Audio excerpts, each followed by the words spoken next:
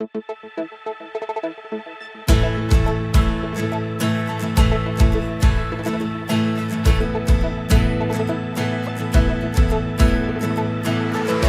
and guidance is a way of asking clinicians in hospital for advice. It's a bit like an email within a system that integrates within our clinical systems. There are advantages for the patient, for the GP, and indeed the system and secondary care. The first thing to consider is the speed of response. So they get a fast opinion, you get a specialist opinion that you otherwise wouldn't have done. They booked me in for a routine appointment, which I went down to the doctors to see them, used some device on me, took some pictures and sent it off to a consultant at a hospital.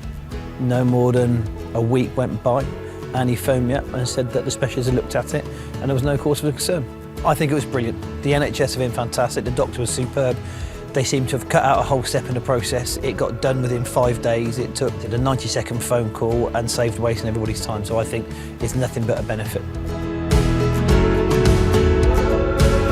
Accurx is a communication system. It's mainly by messaging.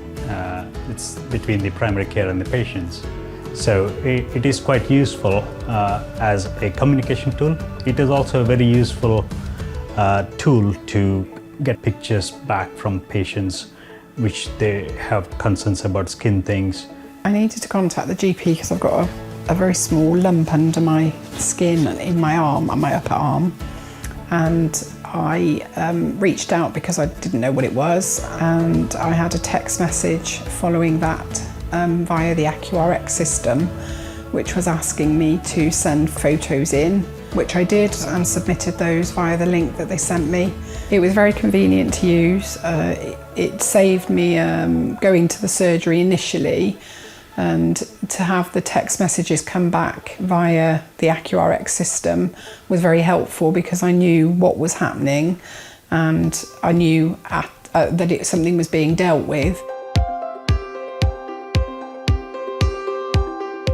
There's no doubt about it that a digital medical record is probably one of the most important things we can do to improve quality and safety and also patient experience. One of the things that patients tell us most frequently is how frustrated they are with having to tell their story again and again and again.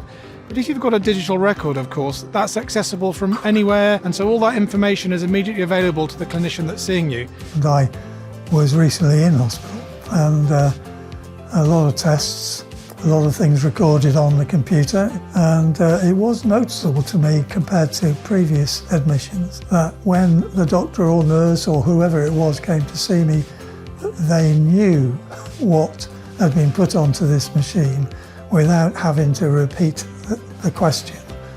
I have a number of conditions, different specialists, but I've got one set of patient notes. And if I happen to be trying to deal with two people, only one of them can see those notes. On the electronic system, they can both see it, and they can both see it at the same time. Digital therapy has actually come really naturally to a lot of people, even people that didn't think that they would be able to participate. And it's really prompted us to think about how much we do incorporate technology. It was actually really nice to have something that was kind of stable throughout the lockdown. But I think it just takes out that whole anxiety of just having to go out in the public. And yeah, I think that is what really, for me personally, I preferred that over actual people coming in and be sitting in a room. It's not my cup of tea. I think that therapy can be delivered digitally and really well.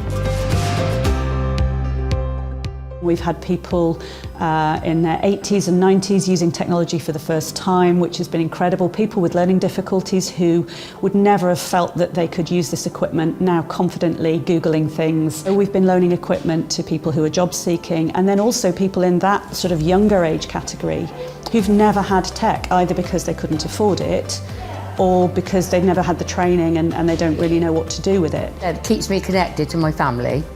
Also, I can get the local news up on there, Dursley Matters and Dursley Natters, that's quite good as well. So yeah, just keeps you connected, really, to the outside world. My grandson is in Canada, family.